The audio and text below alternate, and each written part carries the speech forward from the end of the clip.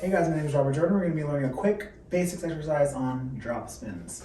And this exercise is really helping you not only understand how to continue that motion with your equipment or with your weapon or gun or whatever, but it's also just teaching you how to kind of stay in time, right? Which is something we all need to kind of learn how to do in color guard. So we're going to start with our right hand under at the neck. That left hand is going to be over at the tip. You don't really want to focus too much on if you press your thumbs or not, but whatever your school does, if you're part of a current group, right? If your school doesn't do anything, press thumbs or wrap thumbs, we're just going ahead and press them.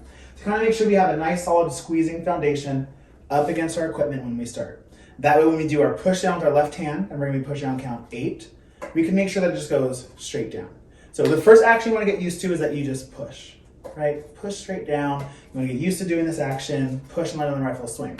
So now you kind of see every time I push, I don't let my hand move up or down. I just let it rotate side to side. And now we can kind of take away that push and just work on this swing of the rifle, right? So kind of thinking of this little pendulum, we feel that natural swing. But then there's a moment when it's too heavy, right? It's that moment when it's straight down, pointing straight, down, down. That's when the weight's like maximized.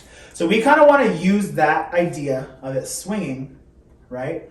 And we want to make sure it swings all the way around, and we just let it go after it swings, right? So you saw, as soon as I let it go, I just grab it right back in the same spot. Up and grab. So I'm just letting it swing, up and grab. And I'm just kind of continuing that motion. We see how soft it is of a grab, right? So now kind of understanding this idea that we never needed this left hand to push.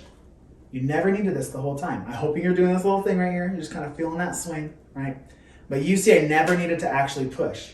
So with that, I don't ever have to start my drop spins only from a push, right? We're going to today just learn the exercise.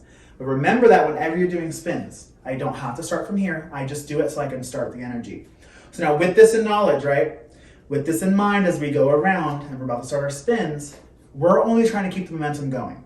But first we have to start it, right? That's where this push comes in handy. You push straight down, right? We don't dip or lift or anything before we push. We start at this beautiful flat position that we already went over. And we start with our push to gain our energy. And now instead of stopping here, we're just letting our rifle swing around and re-grab. So this is just starting that momentum. Push, swing, grab. That's one spin, right? So we just did one drop, so we went push and grab. So now I kind of put it to counts, and I put it to numbers and stuff. We're going to be pushing on count 8 and, I'm a liar. We're going to be pushing on count 8, and we're going to be grabbing on that count 1, 5, 6, 7, 8, and 1. And right here on this grab, you're going to want to make sure that you're stopping with your rifle straight up and down. Again, it's okay if it goes side to side, but to show off a little more control after you get just this action, right? Then try to stop it straight up and down. Up, squeeze. And then from there you push into more and more and more. So with this idea of the fact that my rifle can keep going even without this left hand, right? I can keep going. The momentum can keep going, right? So I have to essentially just be guiding that rifle, right? I'm in my beautiful second position, standing up tall in second, and I'm turned out, and my rifle's at flat to start. So I push on that count 8, and I go 5 and 6, and 5, 6, 7, 8, and 1, 2, 3, 4, 5, 6, 7, 8, 9, 10, and stop. And now for me, I always stop on the count right after whatever we're doing. So I know it's so weird. We do 10 spins, so you have to push on 1, 2.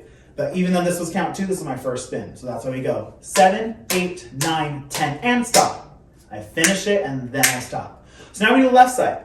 Left side's a little bit harder because we have the whole weight of the butt, right? And it's going to feel a little bit weird. So this side too, you want to swing. This is the side we toss on. So it'll feel a little comfortable for some of you. It'll feel very weird for a lot of you. So from here, with that same idea, you want to let that momentum go around. Swing around, grab. Not trying to push or go crazy. You're just trying to let that motion swing around. Swing around, grab.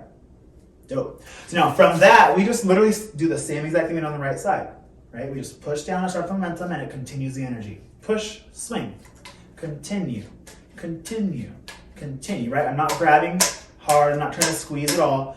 I'm just guiding that energy. Push and guide, guide, guide, guide. Good. So now I do 10 on the left side. And left side's a lot harder, but we're going to try it. Here we go. 5 and 6 and 5, 6, 7, press and down. 2, 3, 4, 5, 6, 7, 8, 9, 10, and hit. So now I'll do 10, 10, 10, 10. This is a very common exercise. Again, you can just do them one off. You can do 4 if you want to and stop. But I like to do 10, 10, 10, 10. 1 because it's only 40 spins altogether. And then 2 because it makes you focus. After you stop, check your hands, make sure you're all good, and then make sure you restart. Let's do 10, 10, 10, 10. 5 and 6 and 5, 6, 7, press and down, 2, 3, 4, 5, 6, 7, 8, 9, 10, and hit, 2, 3, and press and down, and 2, and 3, and 4, and 5, 6, 7, 8, 9, 10, hit, 2, 3, and press and down, and 2, and 3, and 4, and 5, 6, 7, 8, 9, 10, hit, 2, 3, and press and down, and 2, and 3, and 4, and 5, 6, 7, 8, 9, 10, hit. Awesome, you got through it, hopefully. If you didn't, first of all, oh my God. First of all, it's okay. Second of all, you really want to make sure you're focusing on the momentum. I really think of color guard in circles, and that's so weird. But just for me, I'm thinking of just a consistent circle happening, right? Aside from your rifle doing stuff like this, it can really only spin in a circle. It's only weighted a certain way, including in 45s and all kinds of tosses.